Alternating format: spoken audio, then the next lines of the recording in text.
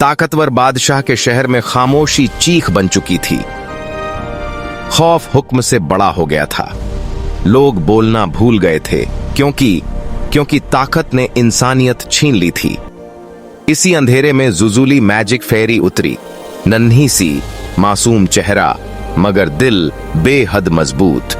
वो इंसानों को उम्मीद देने आई थी, लेकिन बादशाह ने ताकत के नशे में उसे कैद कर दिया। अंधेरी जंजीरें, ठंडी कैद और जुजुली के नाजुक पर जख्मी होने लगे। जादू मधम पड़ा, आंखों में आंसू आए, मगर उसने हिम्मत नहीं हारी। कैद में जुजुली ने बादशाह का असली चेहरा देखा। ताकत के पीछे छुपा खौफ और घमंड के पीछे छुपी तन्हाई। अपने आखिरी जादू से उसने बादशाह को तोड़ा नहीं, बल्कि उसे खुद से रूबरू कर दिया। रोशनी फैली, जंजीरें टूट गईं, बादशाह झुक गया, इंसान आजाद हो गए।